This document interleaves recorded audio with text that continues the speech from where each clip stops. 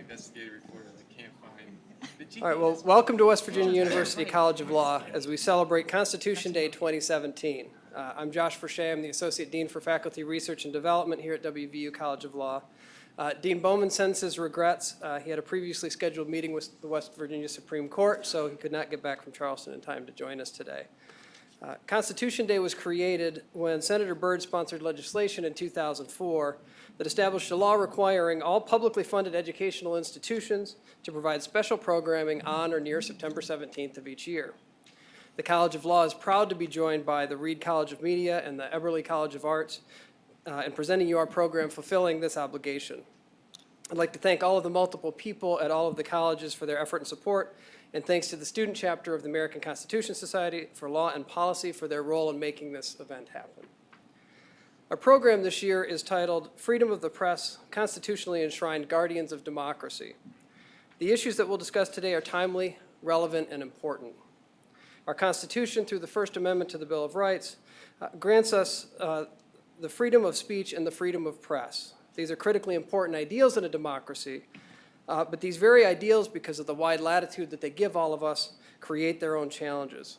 We're truly fortunate to have this esteemed panel to provide perspective and context for the role of the press and the role of the media and the First Amendment in a modern democracy.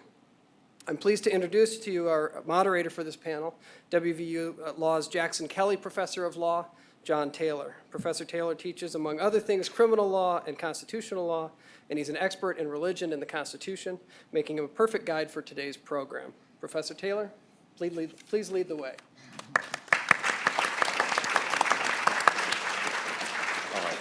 Thank you, Josh, and good afternoon, everybody.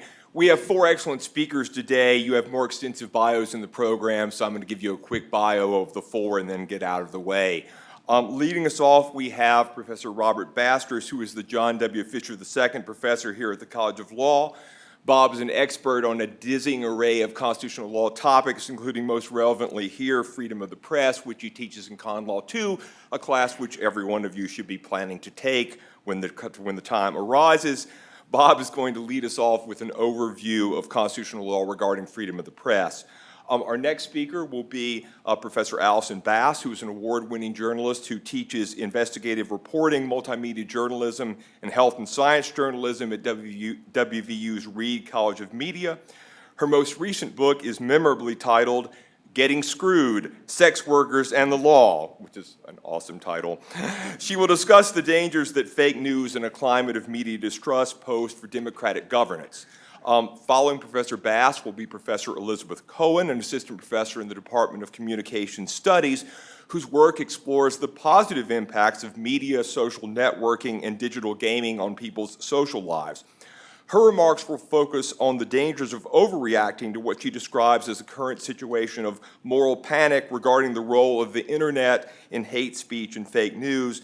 In particular, she will criticize calls to address these problems through greater regulation of internet platform companies like Google and Facebook.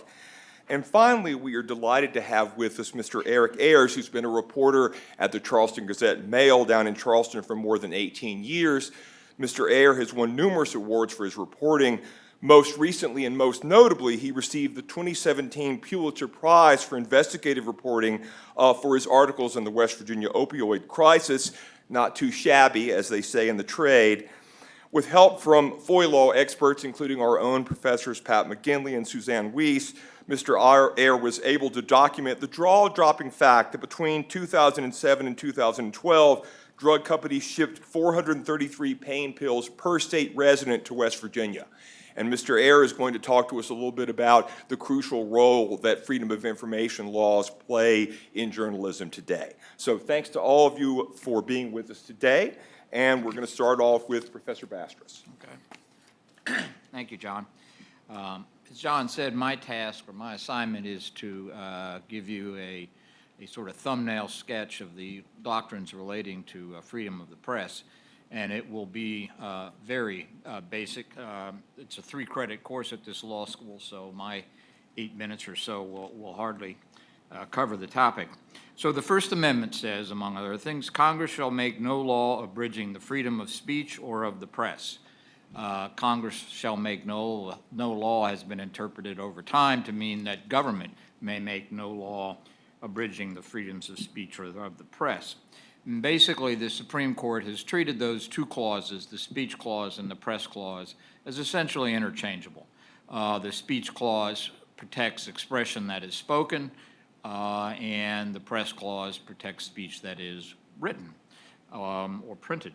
And of course, today we now have media that go beyond what the basic media were in 1791. We have now, of course, TV, movies, radio, and the internet, all of which are covered by the First Amendment. And in addition, and with some minor qualifications, the Supreme Court has said that basically the institutional press gets the same treatment, has no fewer rights or greater rights than any individual or other entity. So it doesn't matter whether we're talking about the established media or whether we're talking about your rights on the internet. The most basic principle of First Amendment law is that the government may not make content discriminations. That is, it cannot restrict speech on the basis of its particular content, at least not without or unless upon a showing of a very compelling interest and a showing that the government has no less restrictive alternatives. On the other hand, the Supreme Court has recognized a set of categories of prescribable speech that are based mostly on history and tradition, and these categories can affect the press's freedom. Some are pretty obvious, things like perjury and criminal solicitation and attempted bribery, which do not really present First Amendment questions, but other categories do. And most notable among those categories for our purposes here today is that allowed for libel or defamation. That is the using false information to defame someone's reputation. The court had been basically from the beginning content to allow the states to use their own definition of what is libelous. But that all changed in 1964, and since that time, the Supreme Court has basically constitutionalized the definition of libel. That 1964 decision was a landmark ruling in New York Times versus Sullivan, and established that the state may not impose liability or speech about a public official unless the public official can establish by clear and convincing evidence that the publication was made with actual malice. That is, with knowledge that it was false or in reckless disregard of the truth. And then later the court extended that ruling to public figures. These are very speech protective standards, and even for private figures, the private figure plaintiff has to show that the publisher was at fault to some degree, that there was negligence. So the court's rulings were premised on the notion that defamation, if not hedged in, could create a chilling effect on the press and prevent a lively media discussion of public figures and public officials. Another category which had affected the press or the freedom of press was obscenity law, but in this internet age, it's now virtually irrelevant, and I'm skipping it. An issue which has created some controversy is whether government can regulate editorial exercises of editorial discretion, which are obviously content regulations. The court held in a 1974 case, held unanimously in Miami Herald versus Torneio, that a Florida statute which gave to candidates a right to reply to a newspaper's attacks on them was unconstitutional, that was an invasion of the editorial discretion of the newspaper. Yet 5 years earlier, the court had held that the FCC could impose a fairness doctrine on broadcasters, and the fairness doctrine included notions of having a right to respond, that broadcasters had an obligation to cover public issues and to do so in a manner that was fair. So the broadcast media was treated in the opposite fashion as the print media was. That diverse treatment continued until about 1987 when the FCC overturned the Fairness Doctrine. And today I think there's a general consensus that the Red Lion case upholding the Fairness Doctrine was quite simply wrong, even though it was an 8-zip case. One context in which the court has created a sort of special doctrine for the institutional media is that it has held that the press cannot be singled out for special treatment. The press can be taxed and regulated like anybody else, whether it's the wage and hour laws or it's sales tax, but the state cannot target the press for taxation or regulation, at least not without, again, a very compelling reason. So the best example of this was back in the 30s. Huey Long convinced the Louisiana legislature to enact a law which imposed a very heavy tax on some newspapers that were giving him a hard time. The Supreme Court found that to be unconstitutional. You can impose a general sales tax on the press, but you can't target it for special treatment. And one other area where the press has gotten some recognition is the reporter's privilege. That reporters, it was recognized in the 1972 case, are engaged in First Amendment activity when they gather news. So their news gathering is protected. But nevertheless, and news gathering includes keeping the confidences of sources if they seek confidentiality. The case in 72, however, Brandsburg versus Hayes, held that those interests were, the First Amendment interests were overridden by the interests of the grand jury in conducting an investigation. Since then, lower courts have insisted on showing of necessity and clear relevance of the sought-for confidential source in other contexts. So we do recognize a reporter's privilege in some areas. It's not necessarily limited to reporters. It could be any news gatherers. The final point I want to make is the high disfavor imposed for prior restraints. That is, any injunction or censorship board or whatever where the government reviews the information before it's released and makes a determination about whether it can go public. That cannot occur except in very, very limited circumstances of showings of necessity. Thank you.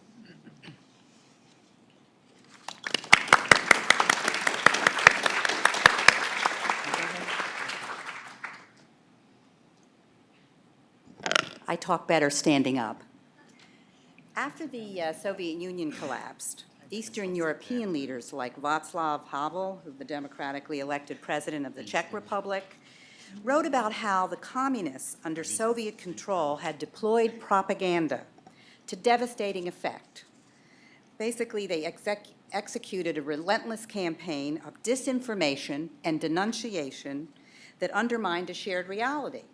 The result wasn't that falsehoods were accepted as facts, but rather the propaganda led to the creation of what Havel called a crust of lies, so thick and pervasive that people no longer believed anything at all. This is what is happening here in the United States with our current administration's assault on the mainstream media. Fiction is often presented as fact, and fact slides into fiction. The ultimate effect of the misinformation coming from the White House and elsewhere isn't simply that people are persuaded by falsehoods. Rather, it is contributing to the fact that people are questioning whether truth even exists at all. Some say this misinformation is creating or contributing to a budding propaganda state in which social media and alternate forms of information are used to make nakedly emotional appeals to voters that target marginalized communities, like Muslims, people of color, immigrants, transgender people. This problem has been exacerbated by the fact that with the downsizing of news outlets in recent years because of the internet, the mainstream press, the mainstream media, has lost both cultural power and, to some extent, the public's trust. As a result, more and more people are turning to alternative information sources like Alex Jones's InfoWorlds and Breitbart News that don't practice the discipline of journalism. What do I mean by that? They don't verify facts, and sometimes they present fiction. One example that springs to mind is Pizzagate, which occurred when Alex Jones basically trumpeted the fiction that a pizza parlor in Washington, D.C. was the center of a child trafficking ring run by the Clinton campaign. This was total BS, but it convinced one man who came up with an assault rifle and started shooting inside the pizza parlor. Research shows that the more seeming facts that a story has, the more people will want to believe it, especially when it confirms their own biases. And when it turns out that such information is blatantly false, what happens is that people don't trust any news media at all. It's a very dangerous catch-22. As a number of scholars have noted, all of this is undermining our shared sense of purpose in a democracy that is bound together by trust.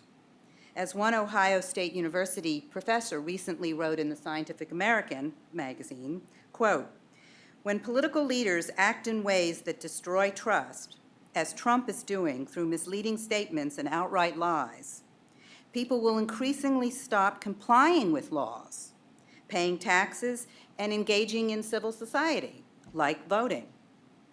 Trump's actions are fatally undermining the health of our democracy," unquote. Now, there are some things we can do about this, and we can talk further about them in the discussion. But just to get us started, here are a few ideas. First of all, we need to insist on evidence to back up assertions and vehemently reject lies and propaganda. This means placing a premium on information that can be verified and corroborated elsewhere. We need to restore trust through community engagement. This means cultivating journalism that is built on relationships, not just the dissemination of news. So, for example, ProPublica has hired an engagement reporter to reach beyond its online audience and engage specific groups that ProPublica has written stories about. For example, in its reporting project on Agent Orange, ProPublica joined nearly 100 veteran Facebook groups, had ongoing discussions with them, and distributed its stories to each group. Journalists need to continue to fight for access to information. And that means fighting for access to government and corporate information through the Freedom of Information Act. The Trump administration, and there's been a lot of stories recently written about this, is making it harder for reporters to get access through FOIA requests and other, for instance, about the Affordable Care Act and other federal programs. But journalists need to double down, and they have to fight harder for access.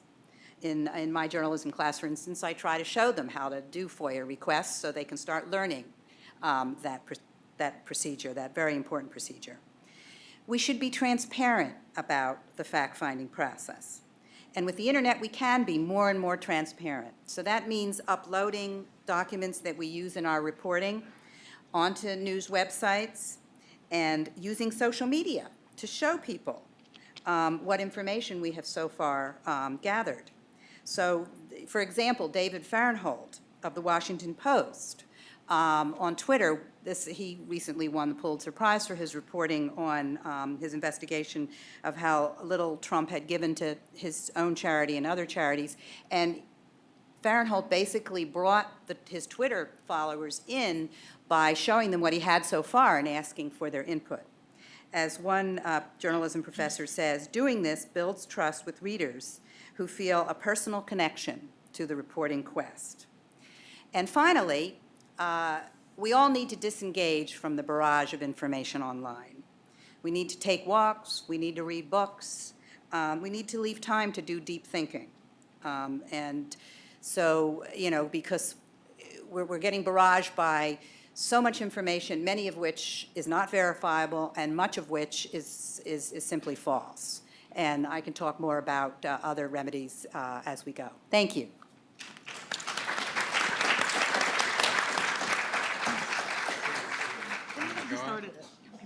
No, that's fine, that's fine. I just talk better standing up. Yeah. Okay, I've decided to sit down, even though that was lovely. I'm just more relaxed when I sit down. So I am not a journalist and I'm not a lawyer, but what I do is I study the media, and there have been a lot of things on my mind, particularly this past year, and so I just wanted to talk about some of the things that have been concerning me about the current political climate and maybe how that could possibly impact things like censorship. There's something called the moral panic theory, which suggests that when society is having some sort of crisis, let's say they're very scared of fake news, or they're scared of incivility on the internet, or they're scared of racist sites, that the way we normally react is trying to get rid of what we think is the problem, and very often what we make the problem is new forms of media. An example of this is actually the telegram, actually. When the telegram came out, it was considered too fast for the truth, right? It's like, oh gosh, you know, we can't have this telegram coming in and ruining our journalism because nobody's going to check anything anymore because they're going to be in such a rush to get the news out. And you see this, there's different types of moral panics, right? There's video games. There's lots of moral panics surrounding how video games affect people's behavior. And we had the same panic about films. We had the same panics about television, meaning we kind of go through this cycle, and the theme a lot of the times, and it doesn't have to be media, is that when we're concerned about something going on, we blame the media. And kind of like going off of that, I think that one of the things that's been sort of concerning me is that I think fake news is something that we need to talk about. I think that civility online, I think that things about what hate speech and things like that are all things we need to address in our society. But what concerns me about making these about technological issues is that we might be putting power in the wrong hands to censor different things that we don't want. So that's sort of where I'm going with this. Okay, so that would be one problem, right? What if we proposed different types of solutions to, I don't know, I mean, you've probably heard this before. Let's ask Mark Zuckerberg to censor our Facebook streams so that we don't get any more fake news. They've tried, one of the problems with it, of course, is that it doesn't seem effective. By the way, I should add, one of the neat things about moral panics is once there's a moral panic, the news media loves it, because anytime they write an article about it, they can get more attention to it. So fear drives attention, and in particularly these types of things, the media has a lot of incentive to talk about fake news because it somehow legitimizes himself, right? The other thing that it does is it gives people like me funding to do research on fake news and develop new platforms, right, that could be used to stop fake news. And it also gives our politicians something to focus on and to harp on and to give people the impression that they're fixing the problem when they're actually not. So, that's one thing to keep in mind, which is that the moral panic doesn't really slow down once it gets started because all of these different institutions, including the one I work for, can drive these things. What we found so far with academics like me getting a lot of attention for doing research on this is that it's not really so simple to filter out things like fake news or make determinations about what's offensive or not, because that's very subjective, right?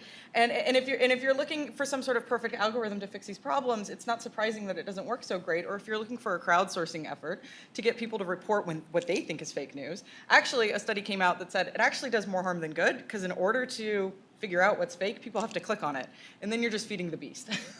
So the one problem is that it's not very productive. The other thing is, and this is, again, much more philosophical. I don't have it completely well articulated in my head, but I'll do what I can here, is that I think I'm really concerned about the pressure that we're putting on these corporations, which aren't clearly defined in our society in terms of what they are. What is Facebook? Is it a news organization? Because it filters our news. What is Google? Who controls, like whether or not we see a racist website or not, or whether it comes up in our algorithm. And we don't have really good laws to address these types of things yet, but in the meantime, I think that it's very dangerous to start demanding that they censor our content for us. And I can make all sorts of slippery slope fallacies, which I won't. But I think it's something to consider thinking about. And that's why I sort of couch it in this moral panic framework, because I think we need to ask ourselves, what are we really scared of? Fake news is nothing new. Donald Trump was manipulating tabloids, grocery store tabloids, long before people got good at, putting these things on Facebook. Our founding fathers, Allison mentioned propaganda a lot of times. Our founding fathers used propaganda quite often. I mean, that you could argue that that's why we won the war, because our founding fathers who owned newspapers would deliberately print not just misleading, falsifiable articles in order to get people involved with a revolutionary cause. It's almost in our DNA, right? So on some level, that's not new, and even our mistrust in journalism is something that we've had for the past 25 years. We've seen the steady decline. And there's a couple of reasons, I think, for that. A lot of it, I will say, is financial. There's a loss of funding for journalism institutions, especially local news, and in the meantime, they're being eaten up and taken over by big conglomerates. There's been a blurring between what we call entertainment and news, also motivated by profits. We've got pundit shows that we call news, and then we have fake news, right, which people are actually using to get their news. And this has been going, editorial and news doesn't have a clear division anymore, demarcation. There's been a tribalization of news organizations, and there's also, of course, a greater ease with which people can surround themselves with information that supports their point of view. And also, again, profit-driven. I think that the news media themselves needs to take a little responsibility. They've been doing a lot of sensational reporting. I can go back to weapons of mass destruction being reported on without verifiable sources. I could go back to the birtherism conspiracy theory getting a lot of attention. A lot of attention. I mean, this predates Trump's, most recent election run, right? The media gave that conspiracy theory quite a bit of attention. And again, why? It's profit-driven, right? It gets eyeballs. But at the same time, if you ask yourself why we've had a declining trust in journalism, it's because journalism has done a lot of things wrong. I mean, whatever journalism is. And then we've got this new attention economy where clicks equal money. So there's a lot of incentive for people to troll, to manufacture fake news. And so again, we sort of have these profit motivations that make it so that people are motivated to produce more fake news than they did before. So what's the solution? I don't know. I always say, I was like, oh, I would get out of academia and write a book and make a lot of money if I had that.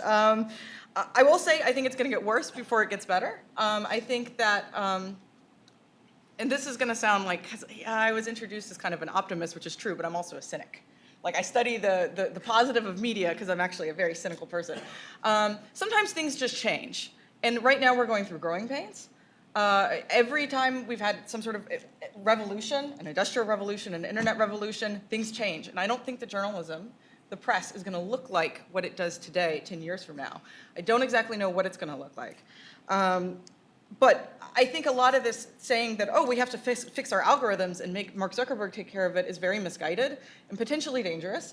I think that what we should be looking for, I think these are social problems that we need to address socially. And that might just happen normally. We'll develop more norms about how we use the internet. I don't know how, but I'm saying I think it might happen. But then on a more small practical level, I do think that if we're ever going to get to a place where we all have this sort of agreed upon, yes, the New York Times, because the New York Times, liberal bias, yada, yada, yada, only half of Americans appreciate it now.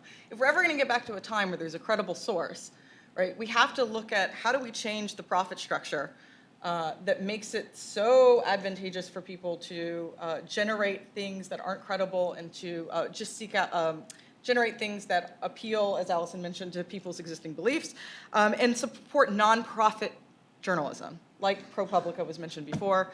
I'm not saying that ProPublica is going to be the new New York Times, but in order to get credibility, I think we need to get away from profit models with our journalism.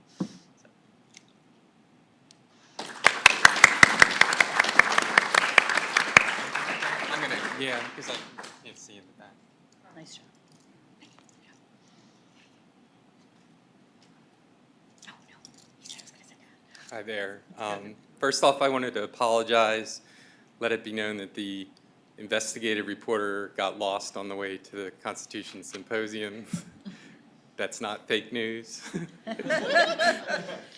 I wanted to talk a little bit about our story, in particular the court fight and the help that we got here from WVU. When our newspaper went to court to unseal records that detailed these pain pill shipments to West Virginia, lawyers for the nation's largest prescription drug distributors strongly objected. In court filings, they accused the Gazette-Mail of sticking its, quote, intrusive journalistic nose where it didn't belong. Intrusive journalistic nose. They asserted the information was highly confidential, included trade secrets. They had an army of corporate lawyers in the courtroom, 20-plus lawyers from the most prestigious white shoe law firms in Charleston, New York, and D.C. We had Pat McGinley, as you guys know him, and Suzanne, and Tim Conaway, who's a small-town lawyer down in Madison in Boone County, who works in a small law office with his son. They worked pro bono for us, which was a big help. The drug company's lawyers, they did not work pro bono. But they turned out to be no match for Pat and Tim. Judge Thompson ultimately sided with us and unsealed the records. And by doing so, over the next several months, I used those records as a starting point to track the flood of prescription opioids into West Virginia, following them into individual counties and pharmacies and families. The search culminated with our series in December. Our investigation found that drug wholesalers had shipped 780 million hydrocodone and oxycodone pills to West Virginia in just 6 years. During that same period, 1,700 people fatally overdosed on those two powerful painkillers. And we also showed that the wholesalers supplied ever higher doses of the pills, a telltale sign of growing addictions, even as the death toll climbed. Now, I first became familiar with the drug wholesalers, and so if you guys don't know, they're companies that ship the drugs from the manufacturer, like Purdue Pharma, to the pharmacy or the hospital.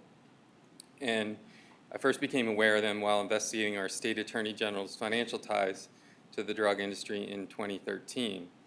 I'd also written extensively about doctors who overprescribe and pill mill clinics, but I wanted to examine the problem higher up in the supply chain. So in April 2016, Tim and our lawyers, we filed a motion to unseal, and those court records included details about the company's shipments of hydrocodone and oxycodone. In 2015, the Attorney General had filed under seal a revised complaint against a group of drug wholesalers, part of a lawsuit filed 3 years earlier by his predecessor.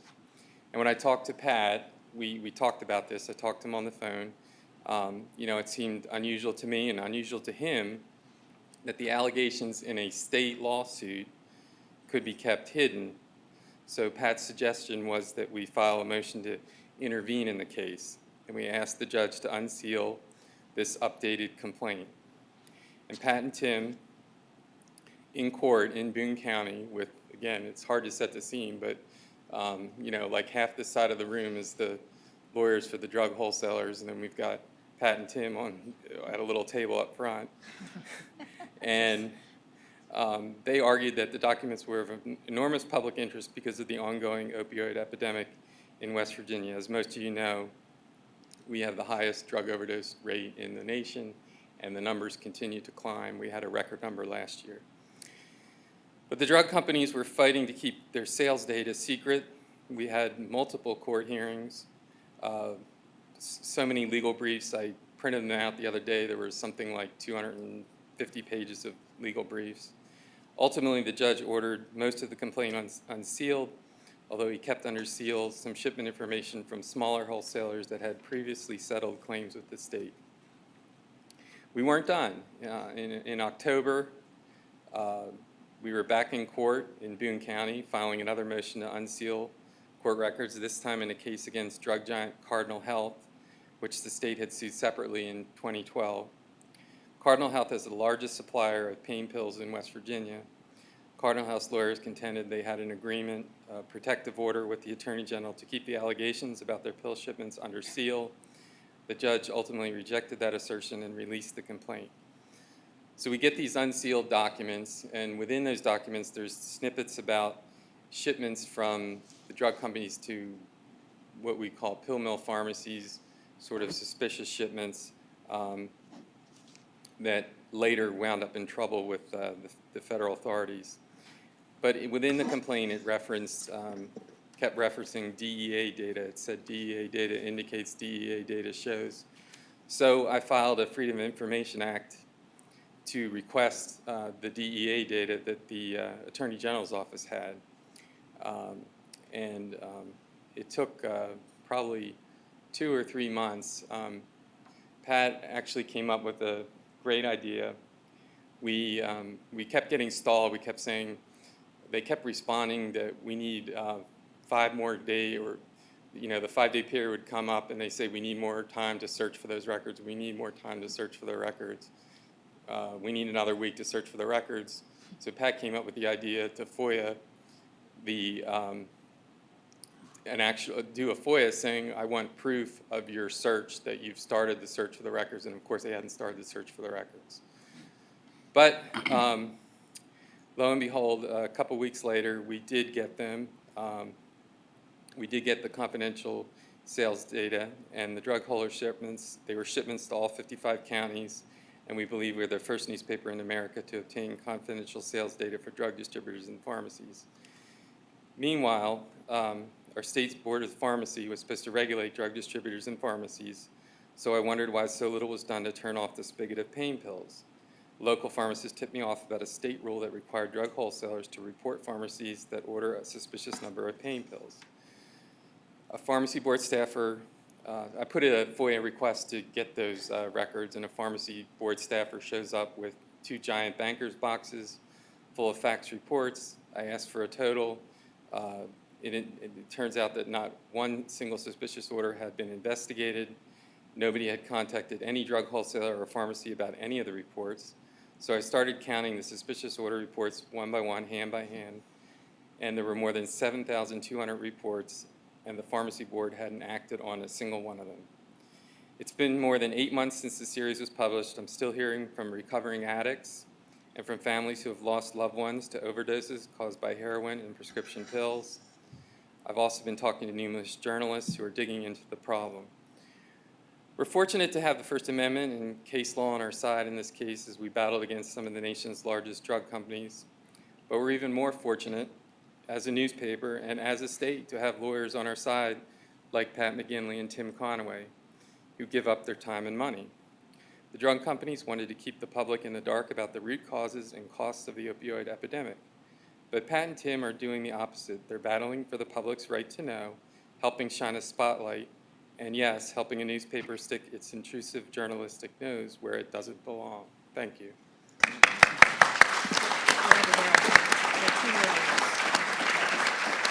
That's over there, right? I saw him come in. I think he's in the back. Yeah.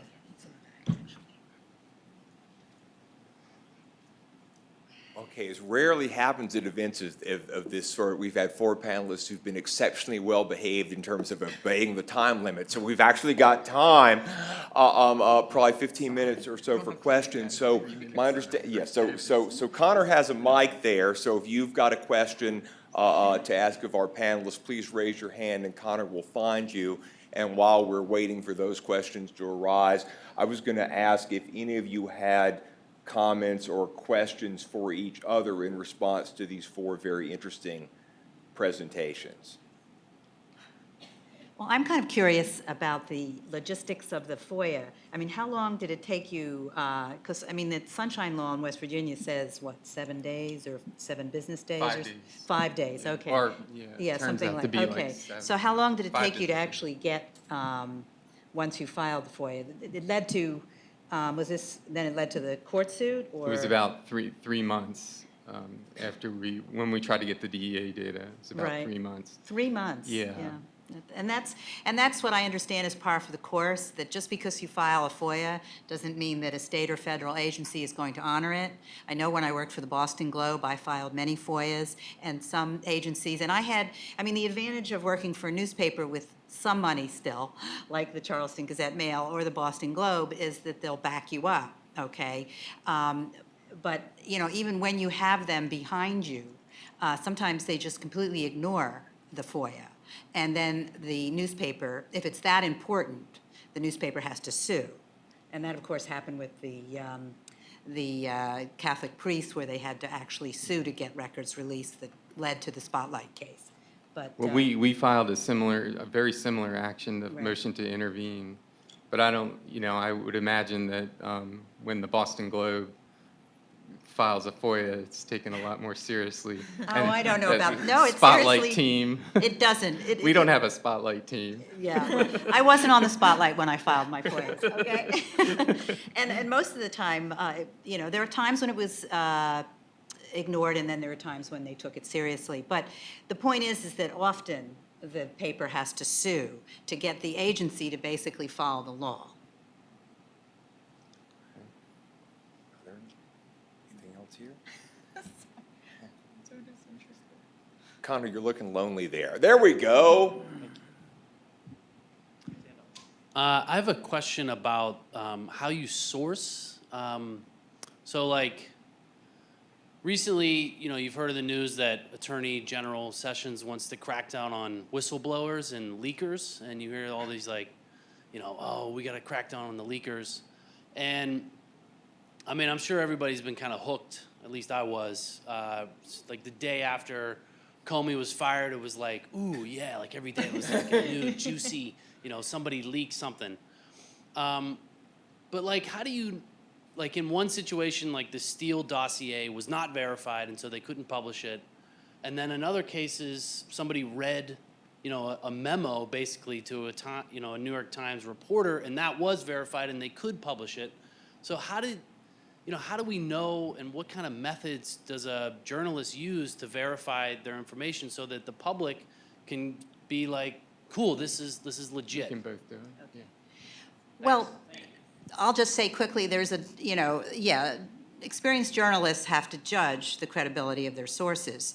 And there is a difference between a former FBI director, James Comey, as being a verifiable source, right? As being a legitimate, credible source, and a former operative who may have once worked for M15 or whatever it was in the United Kingdom, and had been hired by a political party to develop a dossier against, against Trump. Okay, so yeah, you have to you basically have to decide what's credible. The Steele dossier became public after reporters realized that the FBI was taking it seriously and was investigating it seriously. So that was the story that got it released. But journalists, again, with the downsizing of journalism, they didn't have time, they didn't have the wherewithal to basically follow all the allegations in that Steele dossier to verify it. Because the question is, was it verifiable? Okay, but the sources themselves were very different order of magnitude. Well, I would just add sources, it's very difficult. None of them seem to ever be perfect. They all have their baggage. I remember for years I wrote about corruption in the Department of Education, in the State Department of Education in Charleston.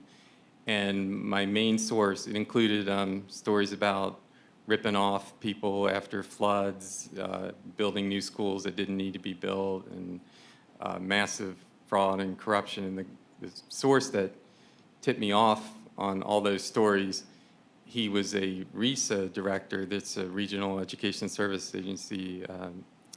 It's sort of an adjunct of the school systems. But he would call me daily, and I'd hear bing, bing, bing, bing in the background. I'm like, what's that? And he said, I'm at the casino, at the dog track. And so, he was giving me, these daily stories about, this one guy named Pork Chop that was ripping the state off. I mean, how do you not know when a guy gets a contract and his nickname is Pork Chop that something's not wrong? So it's just this balance. I mean, I try to get to know him. This Pill series, I had a dozen inside sources that were helping me out with that. But it's just got to kind of know the person and make decisions. Hi. You were talking about ways of sort of overcoming fake facts and dealing with those. And I was wondering, since we have so many people that are actually biased and have their own opinions on so many things, and they look up sites that, you know, support their opinions, how do we reach these biased audiences as credible sources, as people who are actually interested in real journalism and in transporting real truth? Are you asking, in other words, how do we determine which news sources, which news outlets are credible? I'm just asking, how do you reach the people that don't want to know the truth so that they will still get to know the truth? What would you consider not biased? Oh. Yeah, go ahead. I'm throwing it back at you. No, I was wondering, maybe, I don't know how to express this, but it's about No, I think people I who- understood. I was saying, like, Okay, you what's- said that everybody's concerned with, like, all of these bias things. How do we get them back to where they're not concerned about, where they're not consuming bias things? I guess to me it's more about if I consider shows that I would watch that to me transport things that I feel are well researched and where I look up sites that are actually credible. And there are many people who just don't do this because they... I guess what I'm trying to get at is I think that what you just described that you do is biased. And I think that there's, people tend to talk about this as if, like, their truth is what everybody else should be seeking. And I also think it hits at this illusion that somehow when somebody writes something, it can either be objective or biased, which is a really, I think it's a false dichotomy. And I think that if it's written by a human, it is probably biased because the person who wrote it is writing it from their own perspective. And the word bias has been weaponized. You know, I mean, we use bias to explain everything. When in actuality, everything is biased, right? What we're trying to do is try to figure out, to acknowledge, I'm kind of part of this transparency philosophical place where I actually think that rather than pretend that things are objective, it would be better if we could force more transparency so that people acknowledge their biases and then people know what they're getting. And it's not under the illusion of, oh, I'm sorry, what's Fox News' fair and balanced? It's like, no, that worked in like 2000. But like everybody knows Fox News isn't fair and balanced, and everybody knows MSNBC is not fair and balanced, and that CNN is not fair and balanced, right? They all have certain agendas. Most of it's profit motivated, like I said before. But the point is like to say that is kind of what bugs me, and I think it drives the rhetoric, which, I'm sorry. No, I think what you just said, what you just articulated is what I hear a lot of people say, but I think it's based on a false assumption that there's truth and then there's bias, when really everything comes from a bias, and what we have to do is we have to look at people's motivations and look at what they're trying to do and understand what their biases are and then make decisions. Does that make sense? I would just add that, as I tell my students, there is no such thing as objectivity. We're not blank slates. So as Elizabeth said, we all have biases, but what I tell my students is that good journalists strive to put those biases aside and strive for something that comes close to the truth. And I do think that there are certain news organizations that come closer to the truth than others, okay? And I come from a print background, and so I think what Elizabeth says about the cable news stations is true, that they, you know, you have to know what their agenda is. They're coming from a certain bias. But I do believe there is still something called the separation of church and state, which means there's a separation between the opinion pages of a newspaper and the news pages. And I think the news pages of the large metropolitan dailies in our country are still the reporters who work for those news pages, and I include the New York Times, I include the Washington Post, the Chicago Tribune, the LA Times, the Boston Globe in that. I really firmly believe, having worked for one of them, that the journalists there are really trying to put aside their biases and coming as close to the truth as they can in their reporting. And I just, if you might, I'll let other people talk in a second. I agree too, but I think what I wanted to kind of convey with my initial points is that that's dying, which is that she can't. You could probably list them on maybe like all your like hands and fingers, and that is a model that used to exist that is becoming increasingly rare. And not only that, but it's being replaced by something else, and they're being bought out by people with interests. And so it does exist, you know, but I don't know if it's going to be there 10 years from now. And if people we're finding, increasingly consuming their news on social media, which, interestingly enough, what I find, you know, people don't read entire articles, as I'm sure you know. They'll just stop at the clickbait headlines where maybe there's even really good journalism underneath it. I'm not denying that, but I was like, how people are actually deciding where to get their opinions is coming from something else. And I guess to the original question of like, how do you fix that is, I'm not sure that we do. I mean, sometimes I think that we are, I mentioned the Founding Fathers before, sometimes I think that we're regressing is a negative word, I don't know. We're regressing back to how we used to exist, which was in a highly partisan news environment. It was not, there was no apology for it, right? In colonial times, people picked up their partisan newspaper, and if they couldn't read it, they had somebody else read it to them. And they knew what they were getting, and they were selectively exposing themselves to the most partisan rhetoric of all, you know, like, and that's how life was. And I don't know if we go back to like this, where everybody is as striving earnestly for objectivity as these fine people are. I'm really saying that I think what they're doing God's work, but I don't know how much longer that can be sustained if there's not funding for it. There seems to be pressures too to have sort of, they talk about it as voice, and if you read like Vox or BuzzFeed or what's another one? Huffington Post, exactly. Daily Cause. Puts pressures on, even on the New York Times. It's for entertainment. I have three comments. First is, Guess we don't have to answer. part of solving the problem is acknowledging the problem. And I think that fake news is not a joke that is proposed by Donald Trump, but it's a state of the media. The media is driven by its agenda. The media is driven by the need of ratings. The media is driven by considering the interest of the companies for advertisement and other issues.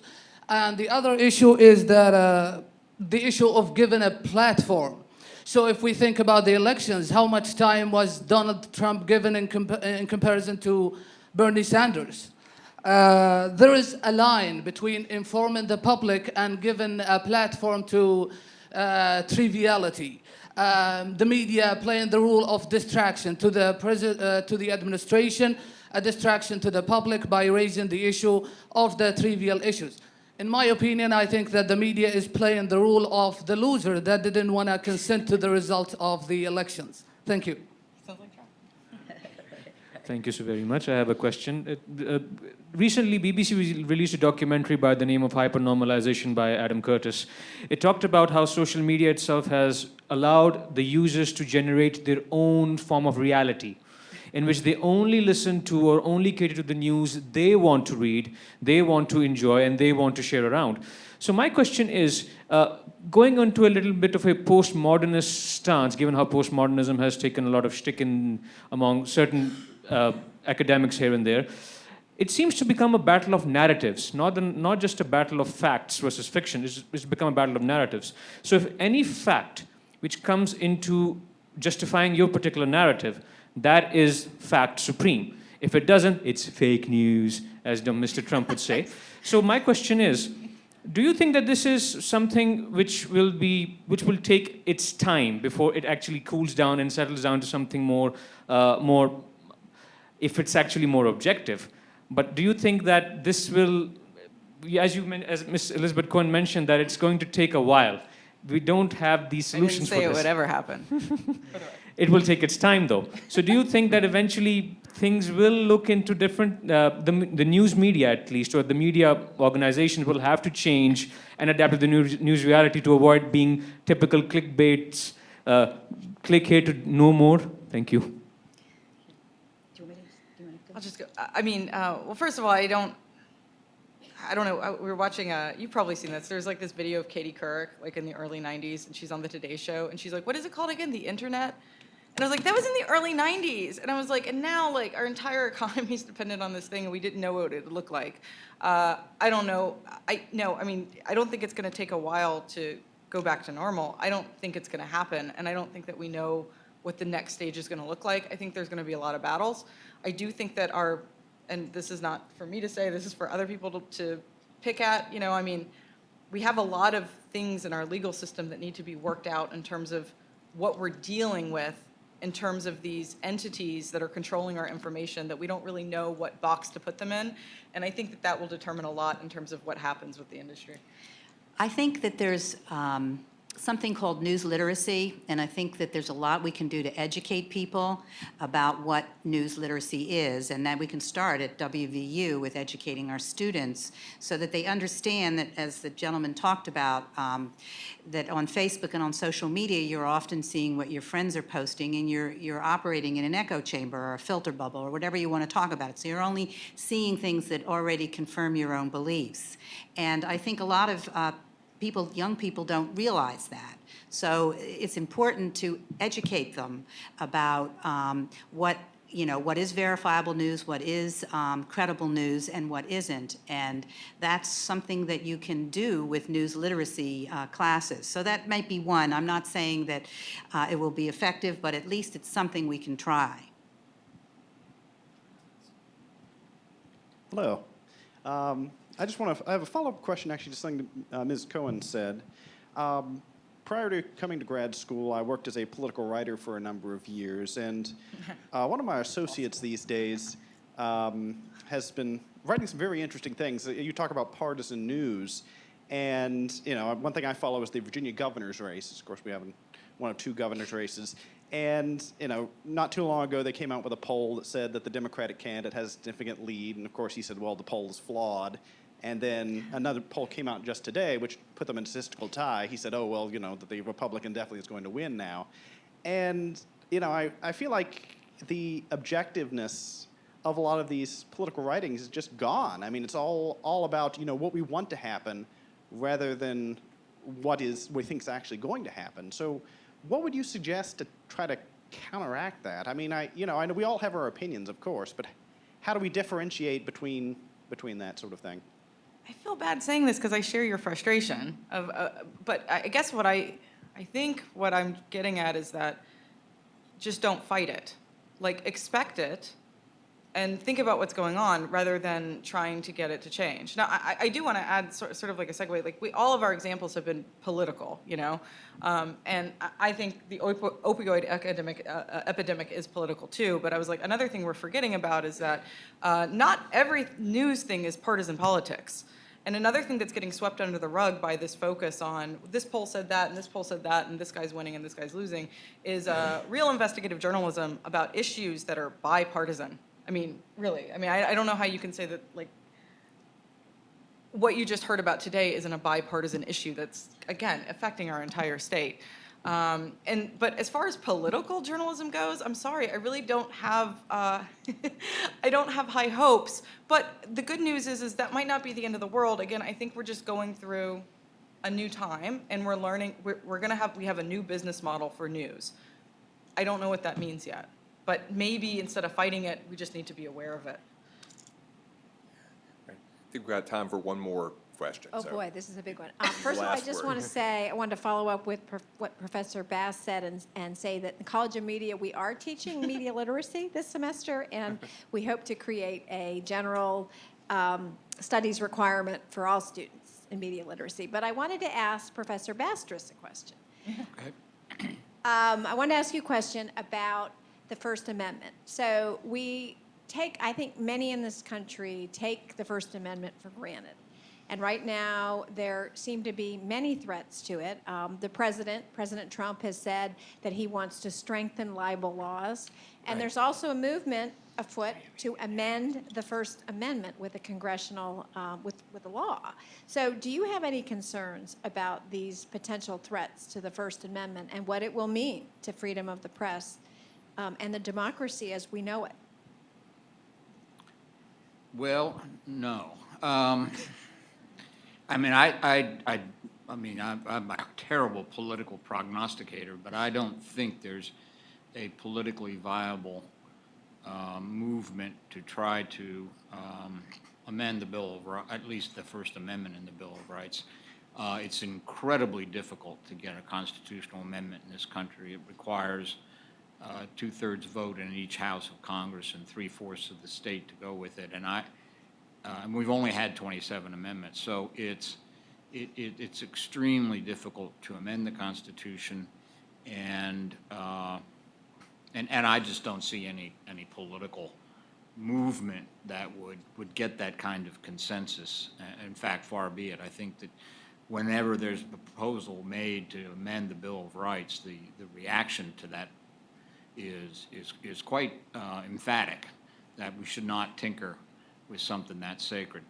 And as for Trump's proposal on libel laws, I don't see that getting any political leg either.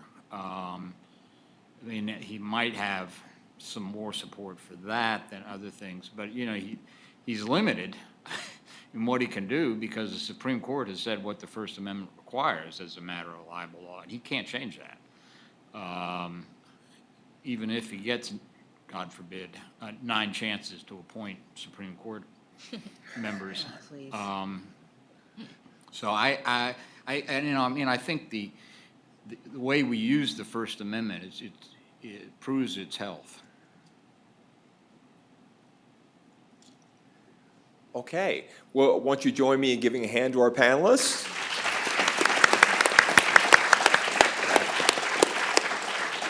I'm sure that each of these fine folks would be willing to talk with you individually and take questions if you want to discuss these matters further with them. And there's a reception out in the hallway, so thank you all for coming.